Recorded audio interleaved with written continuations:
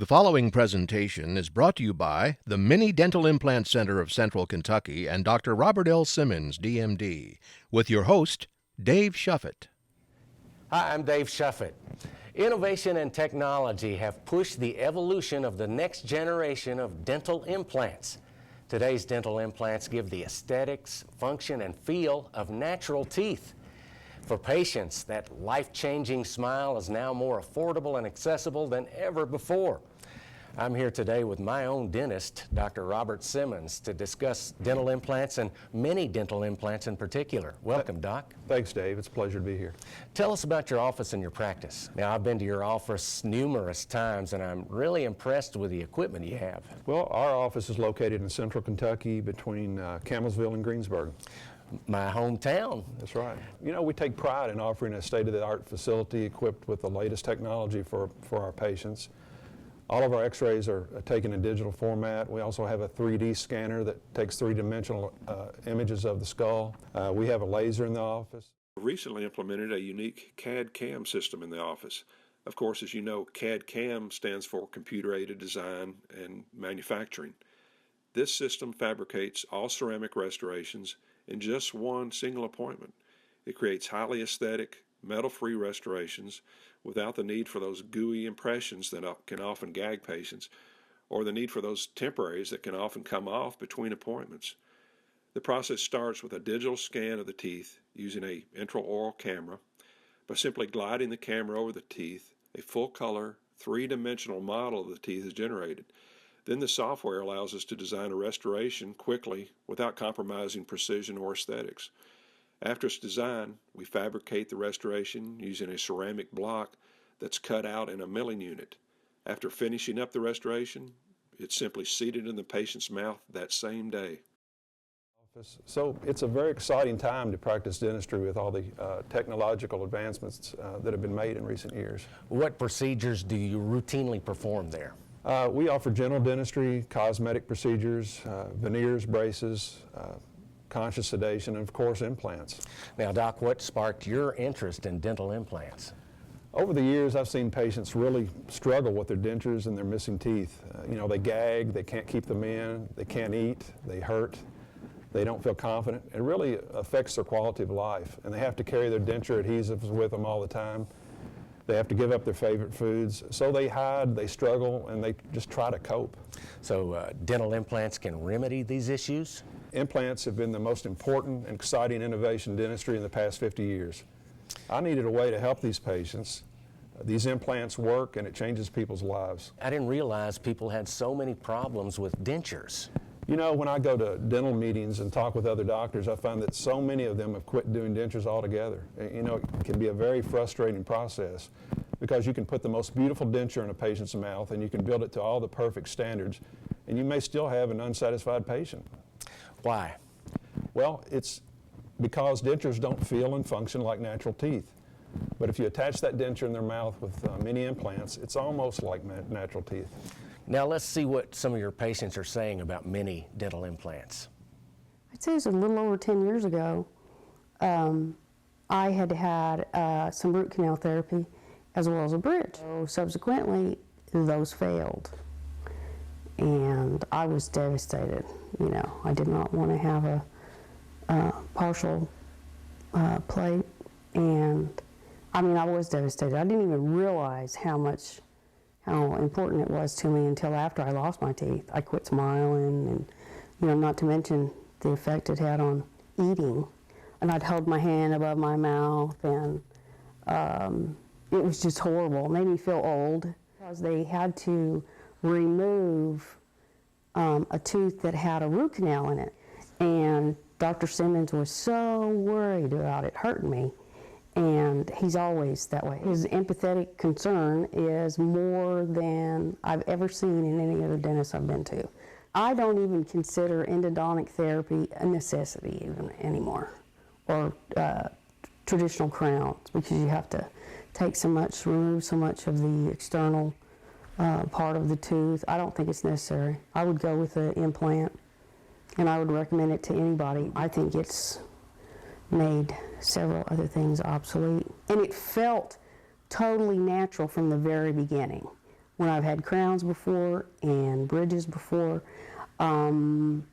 there's an adjustment period where it feels like you've got something in your mouth that is extra. Wasn't the case with the implants at all. And they just feel like my natural teeth. I let my teeth go too. In the age that I grew up in, that's the last thing you went and did was go to the dentist and have them fixed. So over a period of years, they got worse and worse. And I'd go to my dentist, and after filling and filling and filling, after a while there wasn't anything to feel. And so I decided, well, I want dentures. So there was no suction. And they were loose, they would fall down, you couldn't eat anything. So I was left in the same way I was before. And then I tried the paste and the glues and the powders and all soft food. Everything had to be soft. And it gets old. So I said, I've got to do something. So I called Dr. Simmons, and I said, I'm going to go to him and see what he can do.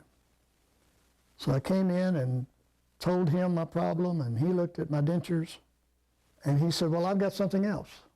And he showed me a little mold that had 6 little implants, studs, and the dentures went down and snapped on it. He said, that's what you need. The amazing thing he told me, and he said, I'm going to change your life. And I said, what do you mean? He said, I'm going to give you back your life. And he did. He did. I can eat anything. And which is a blessing when you go for so many years and can't eat certain things that you like. But I'm just very pleased with what he did. And I love it. I feel like there's a lot of people like me, but I was spending more on fixing my teeth than getting them fixed. I wasn't a person that smiled a whole lot anyway. But now that I've got teeth, I smile a whole lot more than I used to. A whole lot more. He had already pulled my teeth, and I had my dentures already. You're able to keep your dentures. And what I like about it is the palate. The palate is cut out of the dentures, and then you can taste your food, you know, the texture and everything. Very good experience. I'd recommend it to anybody. And I'm just real pleased with them. Very pleased. You can actually eat corn on the cob. What they say about the glue, the powder, and all that you use to hold your dentures in didn't work for me. You know, my teeth were not in too good a shape, so I just kind of didn't smile a whole lot. Now I'm not afraid to smile. And so it's just it's great. I would recommend it to anybody, young, old, like me. I think that a person would really, really enjoy having these implants. Now they're denture implants, and they're snap-in. You snap them in, snap them out. You know, it sounds like patients who receive these mini implants are extremely happy with the results. You know, imagine going 10 to 20 years not being able to eat a hamburger or to have a steak or to even go out in public without having to cover your mouth. And now with these implants, everything is suddenly different. Your life has changed dramatically. We stabilize their denture, and they can't believe it when they feel how snug it is. Many times, patients, when they're done, they get up, they cry, they hug and thank me. It's really a touching, unbelievable experience. You know, on a personal level, for you, that's got to be gratifying. It really is. It's gratifying to take a patient who is non-functional and really a social outcast because of their teeth, and in just a couple of appointments, change their life so much. Is tooth loss a big problem in the country today? Yes, it's a huge problem. It's been estimated that over 40 million people in our country have dentures or partials.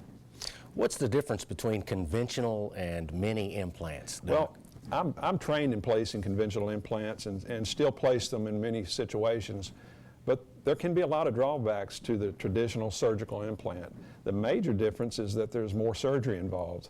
And I found that a lot of people really don't want to go through all the extensive surgery that is often necessary. What types of surgery? Well, typically a patient will need a bone graft, sometimes a sinus lift procedure where they go in and actually lift the sinus membrane up, tuck bone material in there in hopes that that will provide enough bone for the larger implant. And that requires months of healing prior to actually placing the implant. Then at the time the implant's placed, it can require a surgical flap and a large amount of bone to be drilled out before the implant is placed. So how is the placement of a mini implant different? Well, because they're threaded into the bone, much like a screw would be threaded into wood, we don't remove a lot of bone to place these mini implants. We make a small pilot hole and we go through the soft tissue into the bone. It's minimally invasive. It doesn't require cutting the gum tissue or sutures or stitches or anything like that. It's a non-surgical technique. We can either anchor a denture onto the implant, a single tooth, or even multiple teeth. I think we've got a slide that illustrates the size difference here. Many implants are about half the size of traditional implants and therefore don't require as much bone structure. With less bone needed, the bone grafts that are often necessary with traditional implants are just not needed for minis. Now, do the mini implants work as good as the conventional ones? Hundreds of thousands of mini implants have been placed in this country since the 1970s, and studies demonstrate an overall success rate of greater than 95%, and that's on par with conventional implants. And I've seen that in my practice. In fact, I'm so confident in these minis that I offer a 5-year warranty on every one I place. These implants are safe, biocompatible, and they're FDA approved. What about your colleagues in the dental community? Do they accept the minis? You know, after 40 years of study, this technique is now used by thousands of dentists in many different countries, and it's recommended by some of the top implant dentists in the world. Why do implants fail? They can't really decay, can they? Well, implants are made out of titanium. That's the same type of material that's used in artificial joints. So they're not subject to decay. Implant failure can usually be related to issues with bone density, unusual stress on the implant, or issues with the patient's health. How long do these implants last? Well, from the research that we have, once the implant is placed and the bone integrates or grows into it, there's no reason it won't last for the rest of the patient's life. So they have great longevity, and it's true for both conventional and mini implants. So is this a painful process? Probably less painful than getting a filling. We don't have to give a block that will numb up your jaw for hours. We just numb the top of the gum a little bit, make a very small starter hole, and then we slowly screw the implant into the bone. Patients really don't have any sensation during the placement at all. Are the mini implants less expensive than the conventional implants? Yeah, it's a significant less cost than traditional implants, and a lot less healing and recovery time. Since the procedure is less invasive, it's less costly to the patient. In many cases, mini implants cost about half as much as a traditional implant. Now, what types of patients usually come in for these implants? Well, if a person's missing one tooth or all their teeth, we can probably help them. You know, millions of people suffer from loose dentures. We can stabilize those dentures. We can completely remove that palate from the roof of the mouth so they can now feel the roof of their mouth again. They can taste their foods better. They can feel hot and cold liquids. It's a much more natural feel. And these patients can now go out and speak in public and not worry about these teeth moving around. Even the best denture adhesives can't compare to the stability achieved with these mini implants. I understand that gagging is a problem with denture wearers. You know, it really is, but most people with a gag reflex can overcome it, but there are a few that just never can. And in the past, we'd have to cut the palate out of the denture so they could even tolerate it. Of course, then they're destined to wear adhesive from then on. But now with the implants and there to stabilize the denture, we don't need that palate for suction, and we can take it out. You know, that's the reason the acrylic palate is there in the first place with traditional denture wearers. It creates a suction cup effect. Why do dentures get loose over time? Well, overall, dentures are a poor replacement for a set of natural teeth, but they're better than nothing. When someone loses all their teeth, they're left with a ridge of bone and tissue that the teeth were once embedded in. This bony ridge is what the denture is made to fit over, so if there's a large ridge, we can usually make a fairly stable denture. Unfortunately, this ridge starts to disappear or resorb as soon as the teeth are extracted or removed, and eventually there's nothing left for the denture to grab onto. And as the ridge slowly melts away, the denture gets looser and looser because it simply just doesn't fit anymore. How rapidly does this bone loss occur? Believe it or not, when a tooth is lost, there's a 40 to 60% bone loss in the first 2 years, and then it proceeds at a rate of about 0.5 to 1% every year for the rest of the patient's life. This slide will show the amount of bone a person has with teeth and without. The difference is dramatic. Once someone has lost all their bone, even the best made denture will slip and slide all over the place when chewing and speaking. What about relining a denture? Well, since the bone is constantly shrinking under a denture, the denture needs to be relined from time to time. This involves adding acrylic to the inner surface of the denture so it fits tightly against the ridge again. But this is only a temporary fix because in a few years enough bone will have disappeared that another reline is necessary. Eventually we get to the point where there's no bone left at all, so relines don't do us any good anymore. You know, that seems like a vicious cycle. Exactly, and another problem with dentures is that they actually accelerate the rate of bone loss. This is because they constantly compress the bone and tissue underneath them. The body perceives this pressure of the denture as an irritation and attempts to relieve the pressure by removing and reshaping the bone. Every time a denture is relined, it causes more pressure on the ridge, leading to more and more bone loss and a looser denture. Yeah, it's a vicious cycle which will eventually result in the loss of all the necessary bone required for a stable denture. Now, how do the mini implants preserve the bone? Well, by placing several implants under an existing denture, we solve two problems. First, we create a secure denture because it's now supported by stable implants. And second, we stop the bone loss, which the denture was creating. This happens because the denture is no longer compressing the bone. The implants are supporting all the load. All the forces from chewing food are now being directed through the implants. And the body treats the implants as if they were natural teeth, and it reinforces the bone around them. So if we can get implants in there soon enough after a tooth is lost, then we can stabilize the bone and prevent further bone loss. Back to dentures, how do the loose ones affect people's diet and health? Well, loose dentures are annoying. They can be embarrassing in public, and they're terribly inefficient at chewing food properly. Dentures dramatically reduce the sensation of taste because they cover up so much of the oral cavity. And studies have found that denture wearers generally have a shorter lifespan than people with all their teeth. Shorter lifespan? How much shorter? Well, wearing dentures can reduce life expectancy by 10 years, according to one study. Really? 10 years? It's attributed to malnutrition. It's a major problem faced by the elderly. Their bite force is reduced by 75% in the first 5 years of wearing dentures, and then a shocking 97% after 15 years. People with dentures tend to eat soft foods, which are usually canned, processed, or overcooked. So they're missing out on a lot of the nutrients found in fresh foods, which accounts for their reduction of lifespan. Most people wearing dentures are also at an age where good nutrition is critical to their well-being. So choosing dental implants has long-term benefits that not only vastly improve a patient's quality of life, but also the quantity of life. Doc, how old do you have to be to get a dental implant? Well, generally, boys need to be at least 17 and girls need to be at least 14 to 15 years of age. Why these different ages? Well, unfortunately, dental implants can only be placed after the jaw is finished growing. If a dental implant is placed before a child's jaw is finished growing, then it may impede jaw growth and stop other teeth from growing into their natural positions. Since dental implants are placed directly into the bone, they don't move very easily, so natural teeth are able to move because they have a living, functioning ligament around them, which dental implants just don't have. 14? That seems a little young to have a loose tooth. Well, usually those cases would either involve a tooth lost to trauma or where they're congenitally missing some teeth at birth. The permanent teeth just never form, so with implants we can give them a permanent fixed teeth so they don't have to wear a flipper or a partial. And that's a big deal when you're a teenager. All right, let's say I'm missing a tooth, one tooth. Now, how does implant placement in that area differ from the traditional dentistry? Well, in the past, the treatment of choice was a bridge. You'd grind down the adjacent teeth on both sides of the missing tooth and place a 3-unit bridge containing 3 teeth. And this often means you're sacrificing 2 good teeth in order to replace 1 bad one.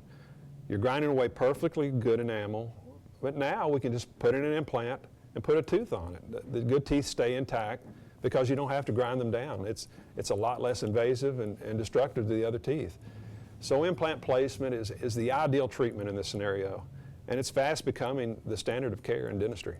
Now, what if you lost more than one adjacent tooth? Well, in the past, you could choose to be fitted for a partial denture. So these were really the only two options, a bridge or a partial. Not great options at all. Not at all, because they don't solve the basic problem. Without the presence of a tooth and its root, the bone in between the remaining teeth will deteriorate and eventually could destroy the bridge or require larger and larger partial dentures as the adjacent teeth weaken or fall out. So dental implants are a much better option.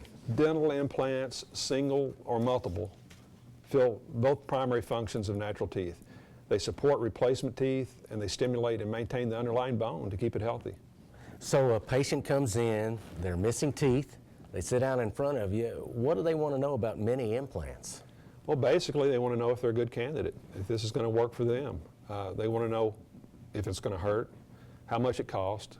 You know, many people have been told that they're not good candidates. The truth is that they may not be good candidate for a conventional implant, the larger implant, but they can be a perfect candidate for the mini dental implant. So how do you determine if there's enough bone?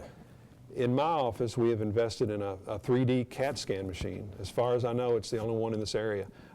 This is an amazing device that we use to scan your mouth and jaws, and we use it to plan the placement of the implant. And to do that, we need to know exactly how your bones are structured, the volume and density of the bone. So the 3D CAT scan is a state-of-the-art. It produces a computerized, three-dimensional and cross-sectional x-ray that lets us evaluate the jaw to assess the feasibility of placing dental implants before we ever start at specific sites in the jaw. That's amazing. Yeah, it ensures that every possible precaution has been made to eliminate damage to nerves or the sinuses or the nose when the implants are placed.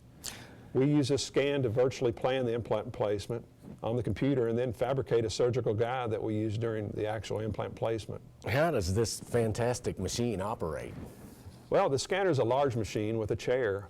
You sit upright while a C-shaped arm rotates around your head. Within the arm, there's an X-ray source and a sensor. It takes a 360-degree rotation for each scan. While the arm is rotating, it's capturing multiple images of your head from different angles. And then these images are then reconstructed by the computer to make a 3D image of your internal anatomy. Is the scan painful in any way? No, it's completely painless. Now, how much does a scan cost these days? Well, before we acquired the 3D scanner, if I were to, for example, send a patient to the University of Louisville for a scan, it would typically cost about $500. Now, if a patient is seriously considering implants, I offer the scan at no charge in the consultation in order to determine if there's enough bone and the anatomy is such that when placed an implant. It's just part of the free consultation. How many implants does it take to stabilize an upper or lower denture? Well, let's take a look at a couple models that I have with me. This is a model of a lower ridge with 4 implants. We usually place 4 implants on the lower. This is an example of someone who really doesn't have a very big ridge. It's very thin. I would say the ridge is only about 3 to 4 millimeters wide, and these are 2 millimeter wide implants. And as you can see, the only portion that is exposed is this little titanium ball. These are placed in the jaw in one appointment. Now in the denture, we place these metal housings with O-rings. These can be placed in their existing denture. Sometimes we have to make them a new denture if they come in and they've had their old denture for several years and the bone is receded. But the denture with the housing literally snaps in place. Feel how snug that is. Wow, I can't hardly get it off. That is really snug. So it makes a big difference. Yeah. Now you mentioned that these are only, what, 3 to 4 millimeters wide? Right, in that model, yeah. Yeah. You couldn't do that with a traditional implant, could you? Well, they're making great strides with conventional implants as well, but usually a conventional implant itself is at least 4 millimeters in diameter, and most people would like to have at least a millimeter on each side of the implant. So if you have a 4 millimeter implant and you add a millimeter on the front and a millimeter on the back, that's a 6 millimeter ridge that you need, and that's a pretty large ridge. Who has that? Not people in their 50s, 60s, or 70s. In preparing for this interview, Doc, I did some research, and many implants are sweeping across the country. They're the hot thing right now. Yeah, it's going to get hotter. It's the hottest topic in dentistry today. Something finally comes along where you can get your teeth back. Exactly. Final message, somebody comes into your office. They've heard everything you've said, but they're still afraid. What do you say to them? Well, I would advise them to go to the internet and do some research. There's a lot of good information out there. One website that I recommend to patients is minidentalimplant.com. It's probably the best one. I also have a website which is robertsimmonsdmd.com. Next, I would like to invite them to come in my office for a free consultation and a 3D scan to determine if they're a candidate. Now let's talk pocketbook. What kind of financial arrangements can be made in regards to this? Well, we use a company called Care Credit. Their website is carecredit.com. And they have several flexible financing plans available, even with 0% interest. You can even apply online and get pre-approved. How would someone contact your office? Well, the office number is 270-932-4286. Or you can request an appointment on my website at robertsimmonsdmd.com. Or you can call 1-866-GET-MINIs. Well, Doc, I want to thank you for discussing the great benefits of these mini implants. Thank you, Dave. Well, you know, a recurring message throughout this segment is how these mini implants change people's lives. Maybe you could be the one to benefit from these life-changing procedures as well. Thanks a lot. The presentation is brought to you by the Mini Dental Implant Center of Central Kentucky and Dr. Robert L. Simmons, DMD, with your host, Dave Shuffett.